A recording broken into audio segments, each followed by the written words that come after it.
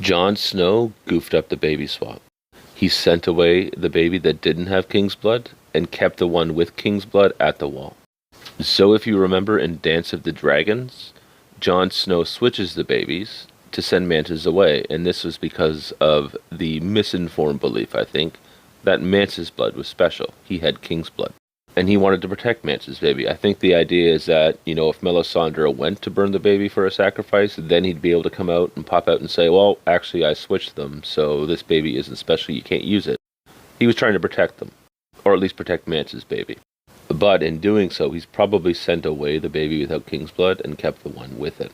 Jon Snow even says that Mance Rayder's baby doesn't have any more king's blood than him, which is ironic because Jon does, but the point still stands that he doesn't think that just because a baby is Mance's that it should have king's blood, right? Just because his father declared himself a king for a season, for a few years.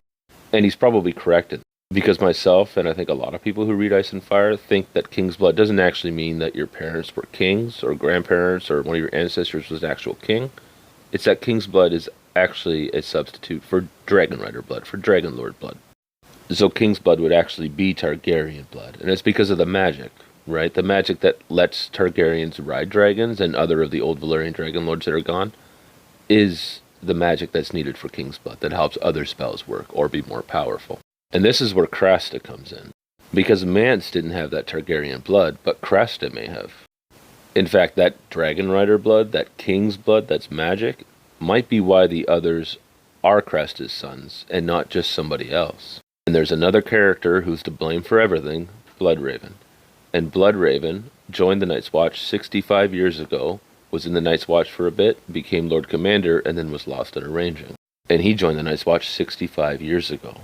So if he went to the Wall and ended up with a bastard north of the Wall, he'd be somewhere between like 65 and maybe 50, right around Crasta's age. And again, it's not just the age thing that makes me think that Crasta is Bloodraven's bastard, but also the fact that Crasta's sons are able to be magicked into others. And Bloodraven doesn't just have that king's blood, dragon rider blood, but also has the ice magic blood from the Blackwoods. Like Bloodraven is kind of like Ice and Fire, similar to how Jon is. But what this means for the Wall and for Jon and the baby swap is that he sent Mance's baby away to protect it, to keep it from being used as a sacrifice, and kept Gilly's baby at the Wall. And now Jon's been assassinated, and Melisandre may find herself in need of a sacrifice, and Jon's not there to say no. And Melisandre now has the baby with the magic dragon rider king's blood. Prophecy and magic really does come back to bite you.